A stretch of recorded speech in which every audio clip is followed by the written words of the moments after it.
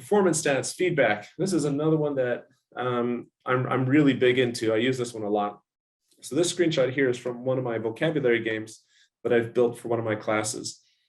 And I built this because, again, I was not satisfied with the way Blackboard quizzes or tests work. So on a Blackboard test, you're hoping for the best, right? Let's say you have 10 questions. You answer all 10 questions. Even if you have the option of going back and taking that test again, chances are they're not going to, unless they scored really, really badly. But after you answer question number 1, you have to be like, oh man, I hope I got that one right. And you don't know if you got it right until you've answered all the other 9. Excuse me. And so there's this divide between when you make a decision and when you get the feedback on that decision.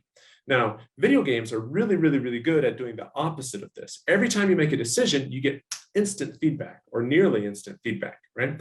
Think about it as taking a jump in Mario, right?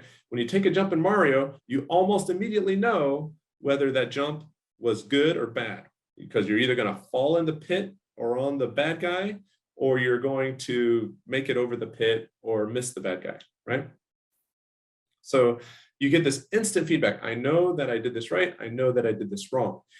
And that's the way our brains like to learn. They like to see this instant feedback because it makes it much easier to adjust future behavior if you can learn instantly, rather than having to wait until you've answered every question and then go back and now try to make this association. Okay, what was I thinking here? What did I do wrong? And trying to remember your thought process so that you can figure out what to fix next time. Whereas, for example, with this game that I built here, this vocabulary game, when you click on it, as soon as you click on it, if you got it wrong, it turns red. If you got it right, it turns green. And then down here, and you get a score and all kinds of stuff. So you get instant feedback about whether or not you got it right or wrong. And so that helps your brain learn the way it wants to learn with this immediate feedback. And there's a lot of research in the literature right now talking about the importance of feedback and the importance of consistent feedback and immediate feedback. And traditionally in the classroom, we're really bad at this, right?